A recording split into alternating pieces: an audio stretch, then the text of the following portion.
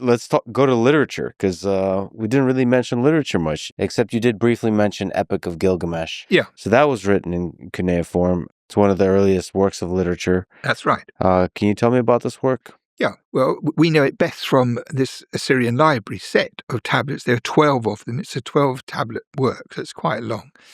And Gilgamesh is the hero of it.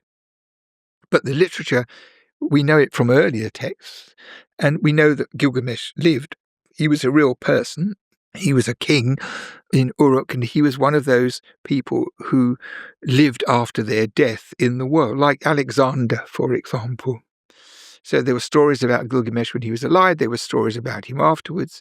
And firstly, they were oral literature, not written down at all. And then around the 1800s, people started to write them down in Sumerian or Babylonian. So there was a corpus, and eventually they were woven into this long 12 Homeric type thing about the adventures of Gilgamesh. So it is certainly literature.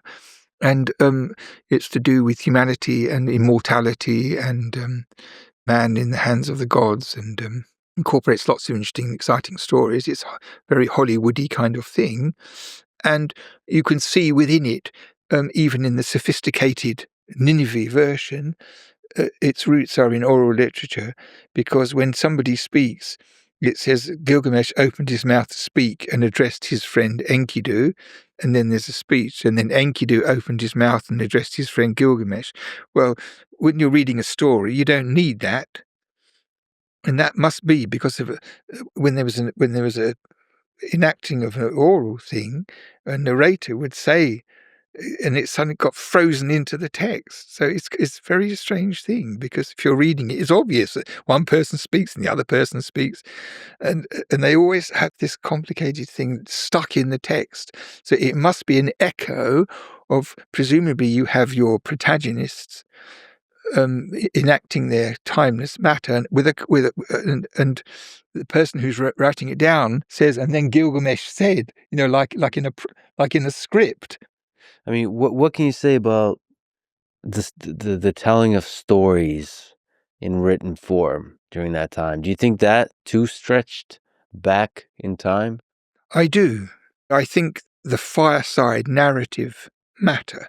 When we were kids, it would be twerps with a guitar sitting around a fire on holiday. But that mechanism, when people gather after dark, when there is a fire and talk, is the sort of environment where narrative accounts flourish naturally among human beings. Stories, telling a story. And it doesn't have to be pragmatic. It can be literary in a way. Yeah, either a human person like Gilgamesh, or stories about the gods, and someone sees the Milky Way and they think it's a god riding a chariot up it, and then they have a story about, and all those sorts of things, or whatever it would be. But I think probably you have to allow for a strong creative principle surfacing in Homo sapiens at a quite early age, because the paintings on cave walls, you try drawing a running antelope in colour on a wall.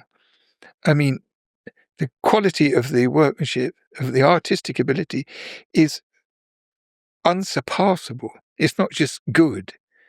So how is that an explicable thing at this very early date? It means that among all the population, you have imbeciles and Einsteins, and somewhere along the line, you have Rembrandts.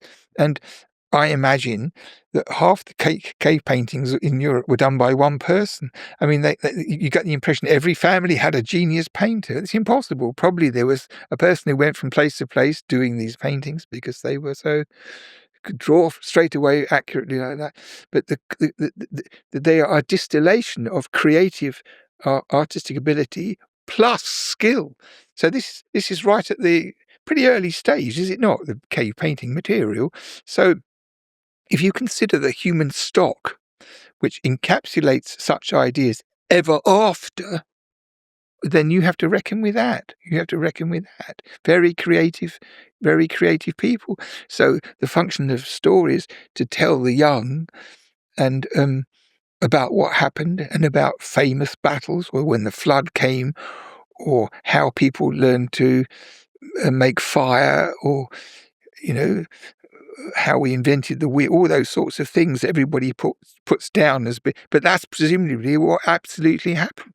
And you have the capacity for people to adore and to respect among their own kind people of astounding ability. There must have been hunters who were ferociously quick and, wrestle with polar bears and all that kind of thing. And all this stuff will be grist to the narrator's thing. And as things got more complicated and more sophisticated, so lessons might be incorporated, or lessons might come out of them unintentionally. Because if you tell a story without a moral, it is usually a moral if you think about it.